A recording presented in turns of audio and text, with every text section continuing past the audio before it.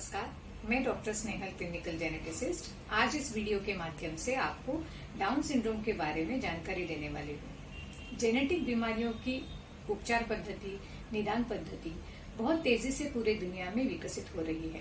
फिर भी भारत में सिंपल जेनेटिक बीमारी जैसे कि डाउन सिंड्रोम की निदान पद्धति, उपचार पद्धति, इसके बारे में बहुत लोगों को पता नहीं होता और बहुत सारे बच्चे जल्दी कॉम्प्लिकेशंस की वजह से या तो मृत्यु हो जाती है उनकी, या उनकी कॉम्प्लिकेशंस की वजह से उनका जीवन बहुत कठिनाइयों भरा होता है। तो आइए इस वीडियो में हम जानें कि डाउन सिंड्रोम क्या है, कौन से कपल में ये ऐसा बच्चा होने की संभावना ज्यादा होती है, उसके लक्षण क्या है, उसके कॉम्प्लिकेशंस क्या है, प्रेगनेंसी में वो उसका निदान कैसे हो सकता है और उसका अच्छा इलाज होने के लिए हम क्या क्या कर सकते हैं। डाउन सिंड्रोम ये ऐसी जेनेटिक बीमारी है जिसमें एक क्रोमोसोम ज्यादा होता है। आम आदमी में 46 क्रोमोसोम होते हैं हर एक सेल में। एक क्रोमोसोम माँ की तरफ से, एक क्रोमोसोम पिताजी की तरफ से, ऐसे 46 क्रोमोसोम्स मतलब 23 जोड़ियां होती है।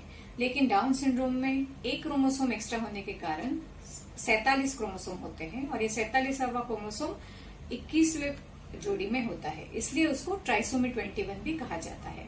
सब बच्चे इस बीमारी में सीवियर होंगे ऐसा नहीं। कुछ बच्चों में इसके लक्षण बहुत कम होते हैं और जैसे कि नॉर्मल बच्चे होते हैं, पढ़ते हैं और बर्ताव करते हैं, वैसे ही वो बच्चे होते हैं। लेकिन कुछ बच्चों में ये बीमारी ज्यादा सीवियर होती है और कॉम्प्लिकेशंस भी ज्यादा हो जाते हैं।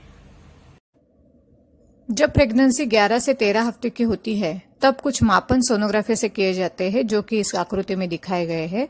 और भी कुछ मापन मां के खून में केमिकल नाप के किए जाते हैं और बाकी रिस्क फैक्टर देख के सबको मिला के पूरी रिस्क कैलकुलेट की जाती है। अगर ये रिस्क हाई होगी तो एम्नियोसेंटेसिस या कोरियन वेलस सैंपलिंग करके शिशु का सैंपल लिया जाता है और उसका कैरोटाइप करके देखा जाता है कि उसमें ट्राइसोमी 21 है कि नहीं है। कुछ और नए टेस्ट है जिनको बोलते हैं non invasive prenatal screening test. मां का खून लेके फिर ये टेस्ट किए जाते हैं। मां के खून में कुछ टेस्ट जो बच्चे का डीएनए होता है वो लैब में टेस्ट करके फिर उसमें ट्राइसोमी 21 का रिस्क देखा जाता है। अगर वो रिस्क हाई है तो फिर एम्नियोसेंटेसिस या कोरियन वेलस सैंपलिंग देके फीटल कैरोटाइप बनाया जाता है। ये टेस्ट आजकल बहुत जल्दी और एक्यूरेट भी होते हैं। कुछ केसेस में अगर आईवीएफ प्रेगनेंसी हो, मतलब कि टेस्ट ट्यूब बेबी हो, तो एम्ब्रियो बाहर ही होता है।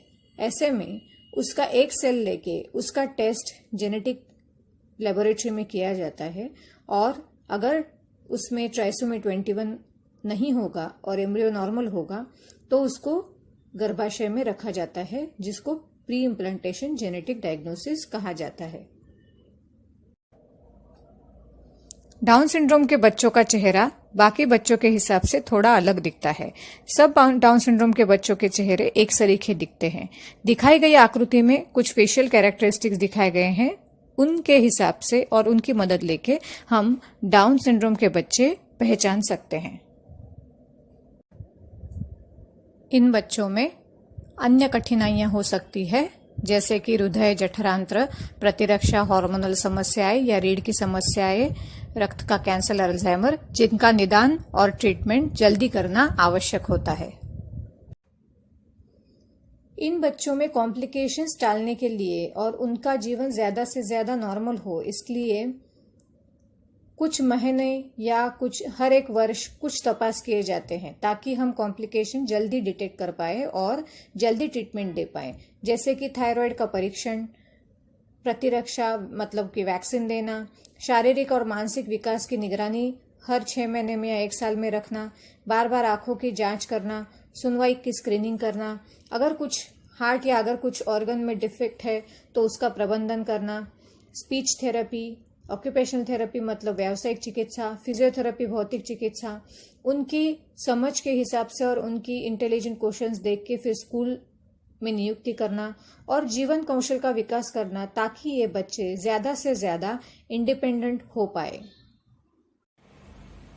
तो आज हमने देखा कि डाउन सिंड्रोम प्रेगनेंसी में कैसे कैसे स्क्रीन किया जाता है, कौन सी उसकी निदान पद्धतियां हैं और इसमें कौन से कॉम्प्लिकेशंस हो सकते हैं, जिसको हम पहले ही जाने, पहले ही उसका निदान करके उसकी ज्यादा अच्छे से उपचार करें तो हम बहुत सारे कॉम्प्लिकेशंस को कम होने में मदद कर सकते हैं और ऐसे बच्चों को ज्यादा से ज्यादा अच्छा जीवन देने के लिए प्रयास कर सकते हैं। तो आइए इस अवेयरनेस कैंपेन से जुड़े और ज्यादा से ज्यादा लोगों तक हम ये बात पहुंचाए कि ऐसे ये बच्चों के कॉम्प्लिकेशंस कम कैसे करें और जो कपल्स इसकी इंफॉर्मेशन लेना चाहते हैं ताकि वो प्रेगनेंसी में जल्दी उसका स्क्रीनिंग कर सके, वो भी इसकी जानकारी ले पाए और उसका लाभ उठा पाए।